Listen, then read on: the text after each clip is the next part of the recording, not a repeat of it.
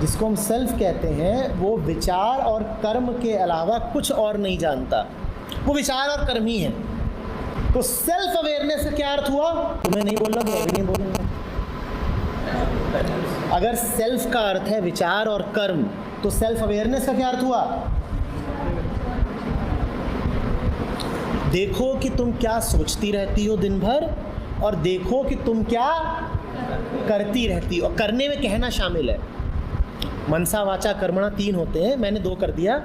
करने में कहना शामिल है। तो देखो कि मन में क्या उठ रहा है और देखो कि शरीर दिन भर क्या कर रहा है। यही है सेल्फ अवेयरनेस। इसके अलावा सेल्फ अवेयरनेस कुछ नहीं है, उसको कोई हवा मत बना लेना। सेल्फ अवेयरनेस बड़ी साधारण सी चीज़ है कि मैं दिन भर क्या सोचता रहता हूँ और मैं दिन भर क्या करता रहता हूँ।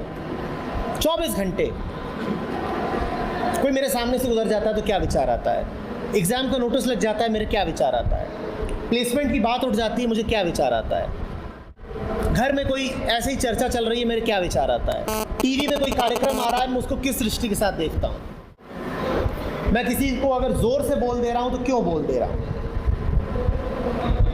मैं अगर क्लास में घुसती हूँ और आकर के एक खास सीट पर कहीं पीछे पीछे बैठ जाती हूँ तो मैं क्यों ऐसा करती हूँ। और हमारी आदत होती है, हम में से कई लोगों की आदत होती है कि वो क्लासरूम में आते हैं तो सबसे पहले कहाँ बैठते हैं।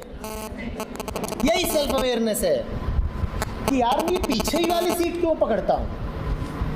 समझ रहे हो बात को?